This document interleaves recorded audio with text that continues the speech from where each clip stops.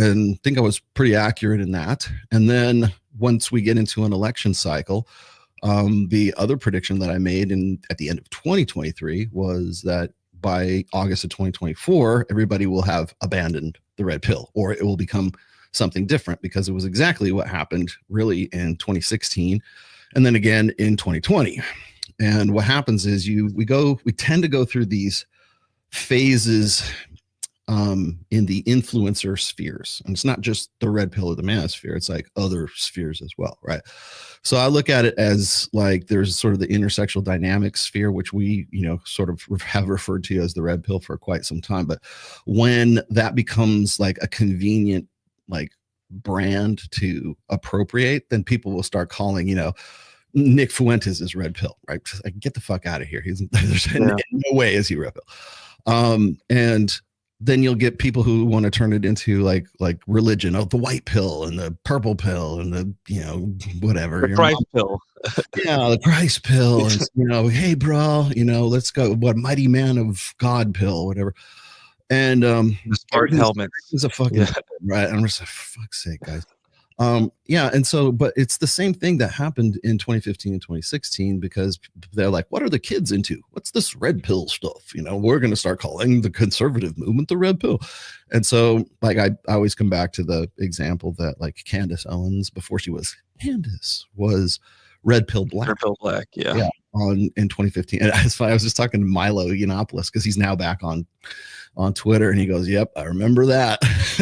He remembers that, like, Milo Yiannopoulos is bringing out the receipts.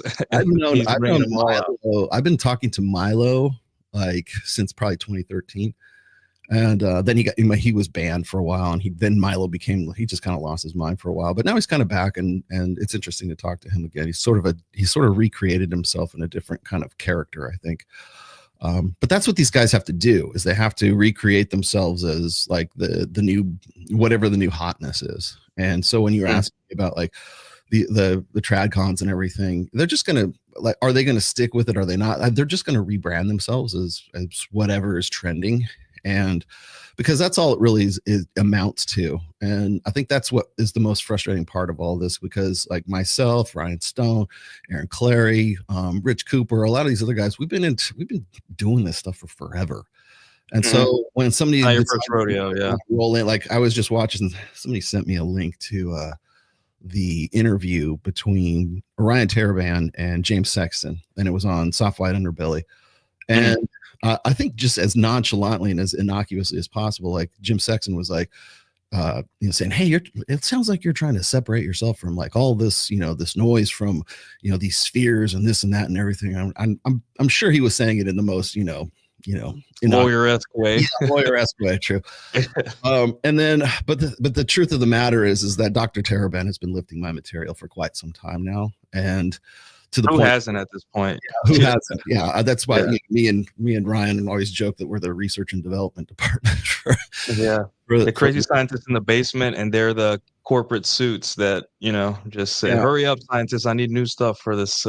Well, I mean, essentially what he's done is he's taken and repackaged a lot of the stuff. I mean, in some cases, like literally lifted the titles from my essays. Like he's got this chapter in his latest book called like Mutiny or something. I'm like, and Mike Sartain was telling me about it. I go, here's where he got this from. Here it is right here. I have this encyclopedic knowledge of like all of the essays and everything I've ever written, right? Because I'm the author. So I said, this is where he stole all of this material that he decided to put in his book.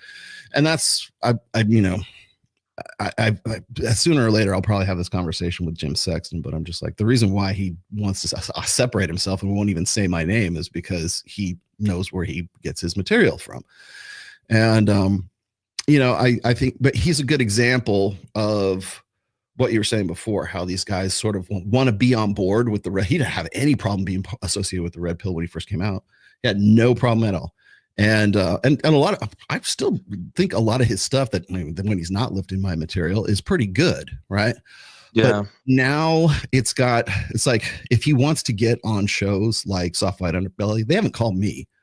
like I remember Jim Sexton was saying, "Oh yeah, man, hey, I'm gonna get you on Soft White Underbelly with me," and then like 2 months later, I thought you were overdue for that show, honestly. But he was on there. He was on there with Orion Terabat. I'm like, I guess I'm not getting the call. Yeah.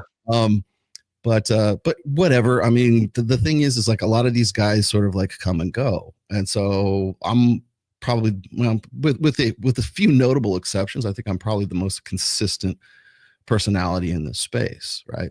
My message is always consistent. I have never pivoted out of anything. I've never. I mean, you can't. You are the red pill. I can't. I was telling I told Mike this. I told Aaron this. I said, can you imagine me like trying to like be taken legitimately for like politics or religion or something like that? I said, but that's just not going to happen because on my, I've got 5 books to my name and a 6th coming out in probably the first or second quarter of this year. But that's what I do, is I'm an author before anything else. And so I think people sort of like eventually they sort of just see you as being like the people who are like some of my biggest critics. They think all I am is just like a podcaster. I'm like, dude, fuck you. No, the red book. It's the red book. Yeah. So what happens is, and you get these guys who come in on the red, like he benefit, like I'm just going to use Terabab for an example, but he's one of many, right? And they come in on this red pill wave. And I would say Myron and Fresh were on the red pill wave. Certainly Kevin Samuels was on that red pill wave. I'm trying to think who else. Like there's even the guys from like the roommates, like Hafiz and them, they were all about it until they weren't, right? Mm-hmm. And you got MTR. Christianity. Well, Mediocre Tutorial Reviews, that guy, I don't remember his name, but like he's on the same watch list that me and Aaron and Rich Cooper are on for the DHS and the NGOs and stuff like that. And I'm like, how is this guy getting like associated with the red pill? Because he's been very, very critical of the red pill. And then I realized it's because he came in on that wave, right? Mm. So what happens is everybody comes in and they make a lot of money at it. Like if you look at Adam Sosnick, and if you look at like you look at Bila, who I still love like a sister, right? She's fantastic, but she got out because of all the shit that was going on with Valuetainment. And you look at like Valuetainment, like Patrick Bet-David really wanted to get in on the red pill wave. And when Andrew Tate was a thing, then he wanted to go and interview him and pretend like they're, like he went to junior high school with them or something. Yeah. And they just wanted to be associated with it because that was where the money was at that time. That's where the clout was. That's where the influence was. That's where the click through was. And so they all were all about it. And then rolls around 2023, and then things start to sour a little bit. And then so now you've got Adam Sosnick, whose show I essentially developed for him from 2022 on, saying I am red pill adjacent.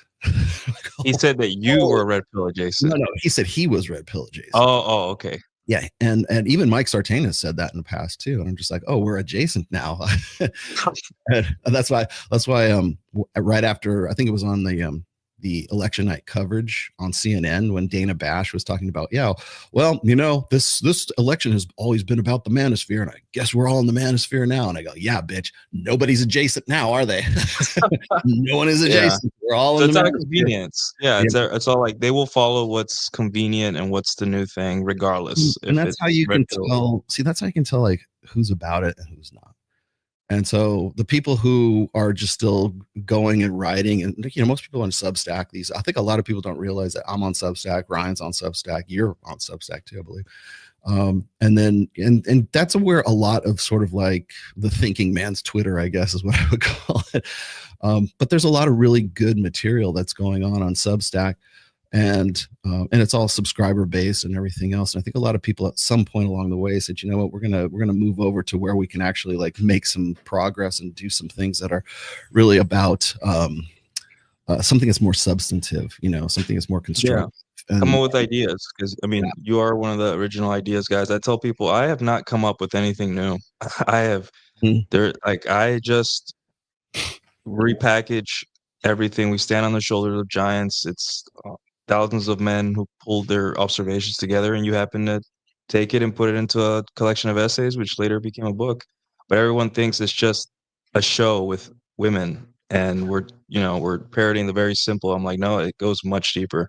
Like one thing you get run up about the flagpole is like how everyone thinks the red pill is like degeneracy, right? But then you have a chapter in your book, how to go from spinning plates to monogamy, Mhm. right? Like literally how to go from testing the waters to being, hey, I want to marry you. But they that's how you know they've never read the book or the source material or anything. They just think the red pill is Andrew Tate, and it's like the intellectual laziness of people, you know. Yeah, well, it's and that's partially because of that wave. Like when it was like I would say probably 2021, 2022. That's when the red pill wave was like really hitting its peak, and everybody wanted to be a part of it. Even like Adam Sosnick, who had a financial show, decided that he wanted to, like, test the waters with a with an intersexual dynamics red pill ish show for Thursdays. And then that turned into Saucecast, which is what we have right now. And now he's kind of like trying to sort of back away from it. The same thing happened with what the roommates, for example, Abba and Preach. They were all about it until they weren't, right? Everybody was about it until they weren't.